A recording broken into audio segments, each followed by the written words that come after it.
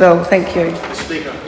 Sir William Seal. Thank you, Mr. Speaker. I did not get a sense at all that that member believed a single word of her opposition to this bill. That member would have heard from the people of the Greater Auckland region, from young people, from Māori, from Pacific, from the Asian community, from organisations, that they do not want their assets to be sold. And this bill, sir, unmasked the true intention of this particular government.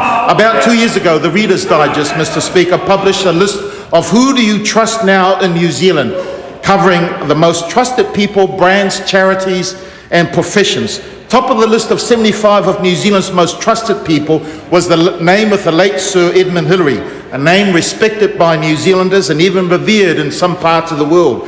Top of the list of 25 of New Zealand's most trusted brands was Cadbury Chocolate, followed by Tip Top and Sanitarium, and that's reflected by some of the size of the MPs in this House.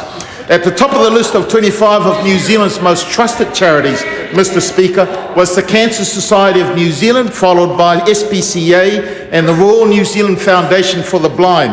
At the top of the list of 40 of New Zealand's most trusted professions was firefighters, ambulance officers and pilots. Sadly, Mr. Speaker, as a profession, politicians was at the very bottom of the list of those 40 most trusted professions. I have to say, Mr. Speaker, that the feedback that I have received from my constituents, from members of the Manukau community, and indeed throughout the Auckland region, is that the national government has contributed, in 9 months of being in government, has contributed to raising this perception that people cannot trust politicians.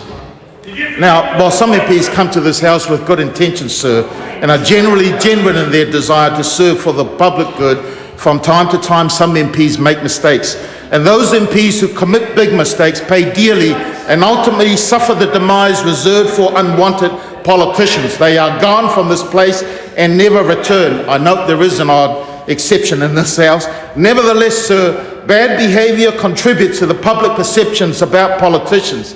And perhaps the biggest contributor to the public perception that politicians are not trusted is when politicians or political parties say one thing and then do something else, or without owning up to their changed position. Or they say one thing today and then say something else tomorrow, and the public have a difficult time understanding what that real position is. Mr. Speaker, in the past several months, people have had a difficult time accepting what is being said by members of this government. The public have begun to keep a running count of the broken promises made by this government. National promise to maintain and build New Zealand's asset base, and by not selling Kiwi Bank or any other state-owned assets. And then Mr. John Key says, I've never said I'm philosophically opposed to the sale of state assets in some form, and I've never said that that is off the agenda forever, he said. And the first thing Mr. Key did was to appoint Mr. Privatisation himself to be the Minister of Local Government to start the bidding process for the selling off of Auckland's valuable assets. The Local Government Minister ran through this House the reorganisation bill, setting in motion, sir, the devolution of democracy, removing the power from elected councillors to a handful of unelected ministerial appointees.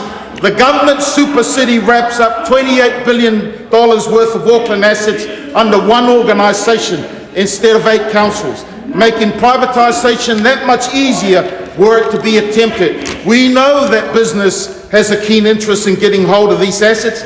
Their interest should send a clear message to the government: these assets are worth protecting.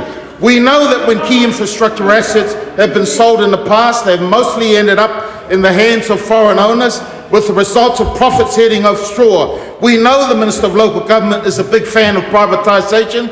He said at the Campbell Live, I personally favour privatisation. I make no secret of that. I would like to make the case for the people of Auckland to privatise the ports of Auckland, he said. And of course, on the Q&A on the 19th of July, he says, of course I'm in favour of privatisation. I love privatisation.